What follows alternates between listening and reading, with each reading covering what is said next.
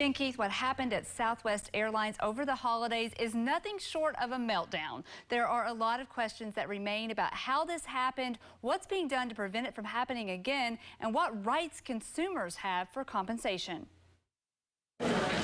For thousands of Southwest passengers, holiday travel turned into a nightmare that still isn't over. One of those customers is Donna Becker of Clearwater. She and her husband were forced to sleep in the airport in Austin, Texas on Christmas Day after their flight back to Tampa was canceled. The eateries all closed. You had little ones, babies. It was terrible. But there was lines, I'm telling you, probably 3 hours long, trying to people to reschedule, which there was no flights to reschedule. Southwest Airlines blames its epic holiday travel disaster on bad weather combined with outdated scheduling software. The Dallas-based company canceled more than 15,000 flights between December 22nd and December 30th, according to tracking service FlightAware.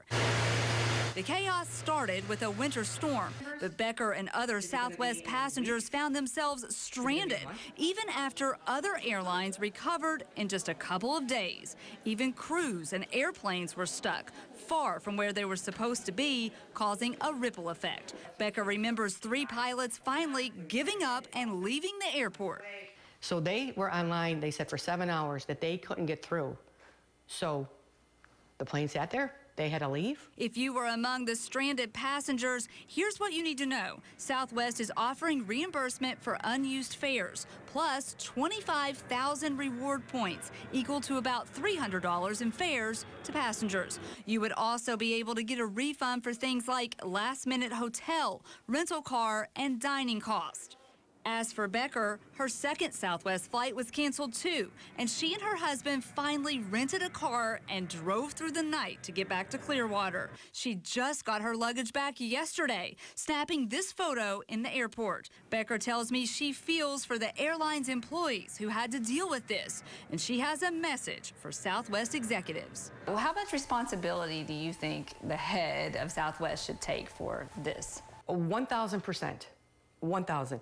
Because they paid their shareholders this year a lot of money. Why couldn't they take that and update their system? Southwest Airlines is already facing a proposed class action lawsuit over this failure. A Louisiana man filed the suit accusing the carrier of committing breach of contract when it offered him and other passengers credit instead of refunds. Again, I contacted Southwest, and a spokesperson tells me consumers should apply for reimbursement online. I have all of the links you need to do that in my story on WFLA.com. I can relate to her hugging her luggage there, as if you've ever had that happen, what a hassle it is. But here, this software problem that you mentioned here, what's to keep that from happening again? And that's what everybody wants to know. That software problem is what's angering many of these passengers. Southwest Airlines received billions of dollars from U.S. taxpayers during the pandemic, and Southwest CEO has vowed now to prioritize enhancing the system and procedures in the weeks and months to come. There's a lot of eyes on this, Keith. I was going to say, everybody's watching for sure. All right, thank you, Shannon. If you have a problem that needs solving, you better call Beacon. The telephone number, 1-855-BACON, or you can reach Shannon on Facebook at WFLA Shannon.